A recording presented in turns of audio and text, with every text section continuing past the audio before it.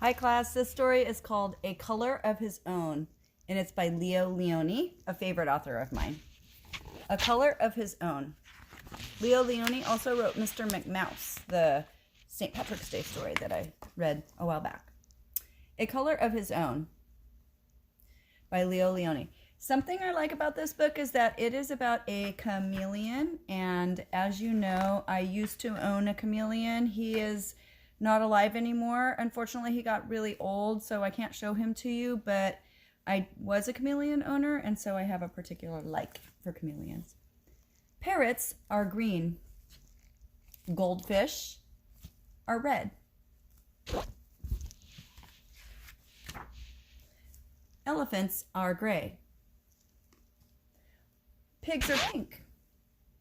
All animals have a color of their own, except for chameleons.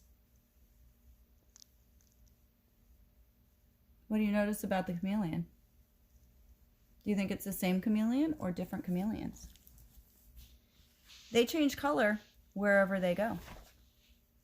On lemons, they're yellow. In the heather, they are purple.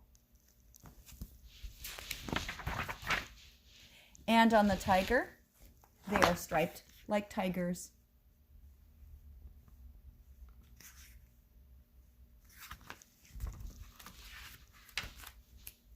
One day, a chameleon who was sitting on a tiger's tail said to himself, "If I remain on a leaf, I shall be green forever, and so I too will have a color of my own." Can you tell what the chameleon wants? What does he want? Remember, in stories, the characters always want something. Somebody always wants something, but there's usually a problem, and they have to solve it so that they can have what they originally wanted. This chameleon wants to have a color of his own. With this thought, he cheerfully climbed onto the greenest leaf. Do you know anything about leaves? Do you know what leaves do? Do leaves always stay green? But in Anna, the leaf turned yellow, and so did the chameleon.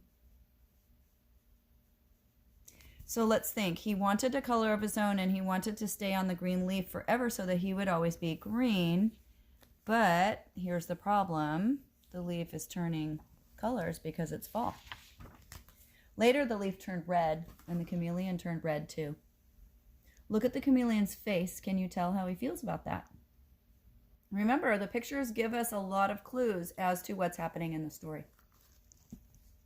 And then when the winter winds blew the leaf from the branch, with it went the chameleon.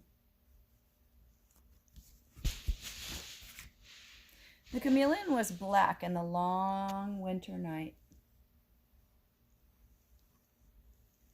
Remember, class, this is a story, and in reality, chameleons don't really turn color wherever they go. They can flare up their colors that they have, but they do turn black when they're stressed out. All their colors go muted. So my chameleon would turn gray or black like this when he was mad or upset. Luckily, my chameleon didn't get mad too much.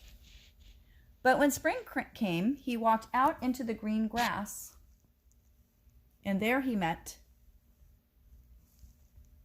another chameleon.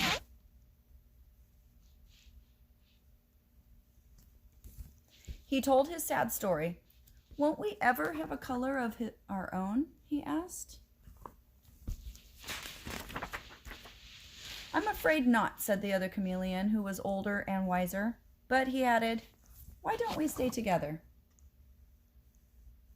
Now look at the chameleon's face. "We will still change color wherever we go, but you and I will always be alike." I can tell that the real problem for this chameleon was that he not only didn't have a color of his own, but I think he was probably lonely as well. And so they remained side by side. They were green together,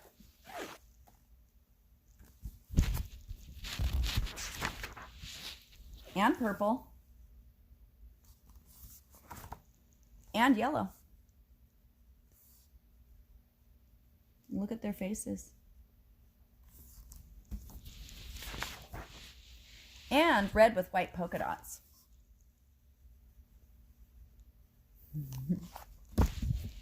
And they lived happily ever after.